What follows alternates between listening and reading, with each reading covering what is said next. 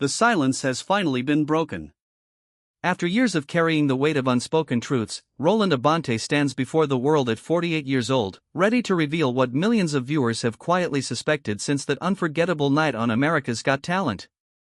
The fisherman from Cebu who captured hearts across the globe with his raw, powerful voice is no longer willing to protect the carefully constructed narrative that the entertainment industry built around his story. What he shares now will shatter every assumption about fame, reality television, and the true cost of chasing the American dream. The journey that brought Roland to this moment of brutal honesty began long before the spotlight found him.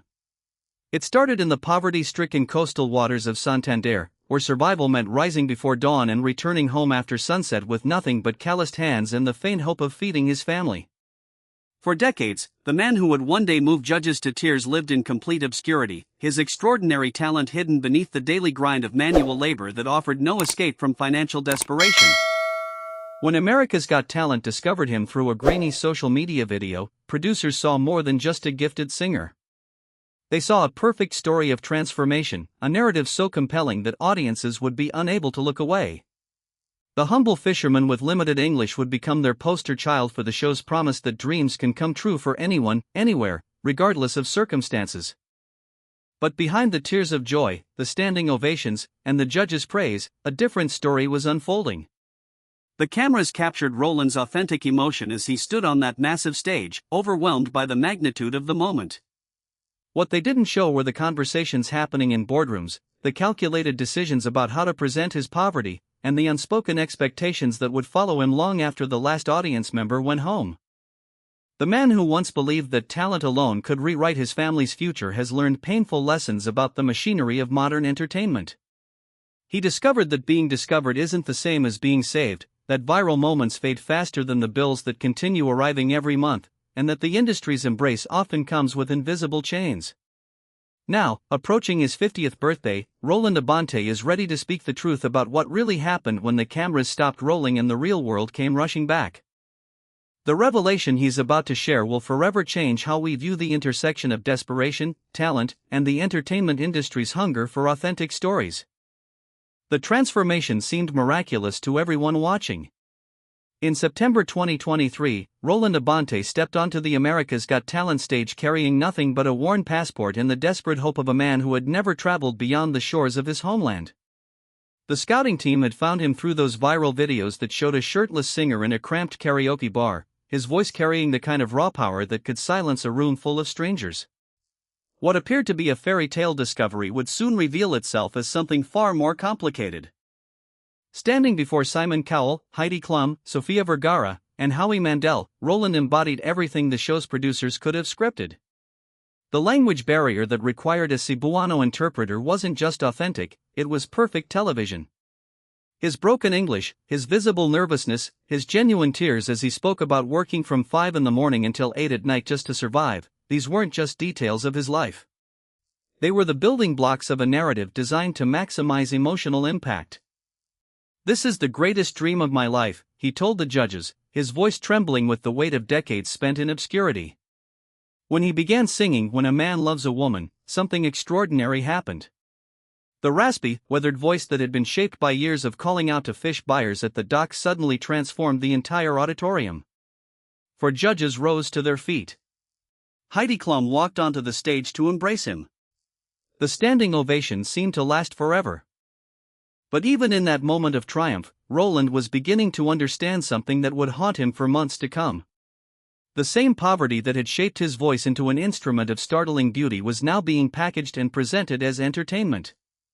His struggle wasn't just his story anymore, it belonged to the show, to the audience, to millions of viewers who would see him not as a complete human being, but as a symbol of their own dreams and frustrations. The semi-final performance of "I Will Always Love You" brought another standing ovation, another surge of hope that maybe, just maybe, this could be the moment that changed everything. When the results were announced on September 13th, and his name wasn't called among the finalists, Roland felt something die inside him that had nothing to do with losing a competition. He was beginning to understand that he had been cast in a role that extended far beyond the stage, and the real performance was just beginning. The applause faded faster than Roland had ever imagined possible. Within weeks of his elimination, the man who had been celebrated as an overnight sensation found himself facing a reality that no amount of viral fame could cushion. The phone calls from record labels that he had quietly hoped for never came. The management deals that seemed inevitable after such an overwhelming audience response remained fantasies. Instead of transformation, Roland discovered that his brief moment in the spotlight had created a new kind of prison. They sell you hope on that stage, Roland admits now, his voice carrying the weight of hard-earned wisdom. But when you walk away, you realize that hope doesn't pay for your family's medicine. It doesn't put food on the table or keep the lights on. You become famous for being poor, but fame doesn't make you less poor. Sometimes it makes everything worse. The revelation cuts deeper than simple disappointment about missed opportunities. Roland had unknowingly signed away his story the moment he accepted the show's invitation. His image as the struggling fisherman became the property of the production company, something they could reference and reshape in future seasons without his involvement or consent. Every article written about his journey, every clip shared on social media, every mention of his name reinforced a narrative that reduced his entire existence to the financial pressure intensified rather than eased after his television appearance. The cost of the journey to America, the time away from his fishing boat and tricycle, and the missed opportunities to earn even his modest daily income, all of these created debts that his brief fame couldn't resolve. Meanwhile, the public expectation that his life should have been transformed created an additional burden. People in his community looked at him differently, some with admiration, others with skepticism about why his circumstances hadn't dramatically improved. Everyone thinks that being on television automatically means success, Roland explains, his words revealing the isolation that fame can create. But I went home to the same tin roof, the same broken motorcycle, the same empty refrigerator. The only difference was that now everyone was watching, waiting to see if I would somehow become the miracle they wanted me to be. The pressure to maintain hope, to keep smiling, to pretend that everything was going according to some divine plan, it was crushing me. The man who had once found refuge in singing began to question whether his voice was truly his own anymore or if it had become another commodity in an industry that profits from authentic human struggle. The manipulation ran deeper than Roland initially understood. As months passed and the initial excitement of his television appearance gave way to sobering reality, he began to piece together the calculated nature of his entire experience. The producers hadn't simply discovered a talented fisherman, they had identified the perfect embodiment of their audience's deepest fantasies about meritocracy and the transformative power of raw talent.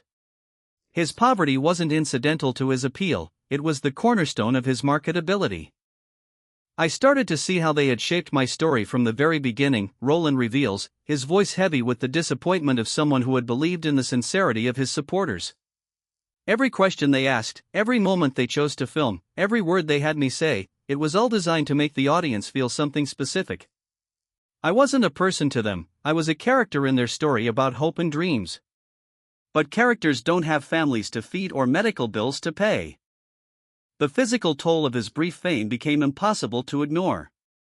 The strain of performing at such an emotional peak, combined with the stress of sudden public attention, began affecting his voice. The same raspy quality that had made him distinctive started showing signs of damage. Doctors warned him about vocal cord strain, but the irony was devastating. The voice that had brought him to America's attention was being destroyed by the very demands that fame had placed upon it. His family bore the hidden costs of his television appearance. His wife, Seth Lynn, found herself fielding questions from neighbors and strangers about their financial situation, forced to explain why their circumstances hadn't dramatically improved despite her husband's viral success.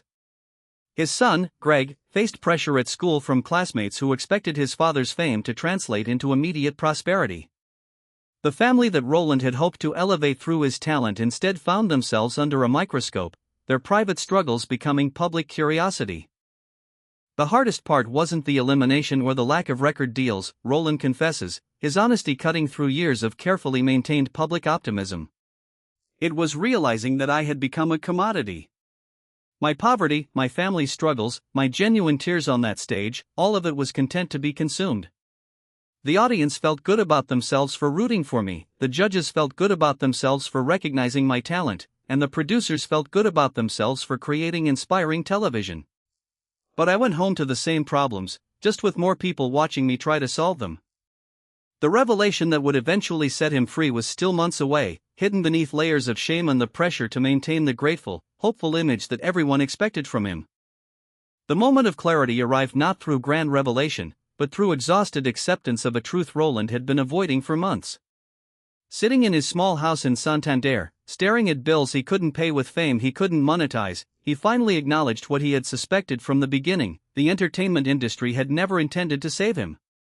They had used his authentic desperation to create compelling television, and his role in that transaction had ended the moment the cameras stopped rolling.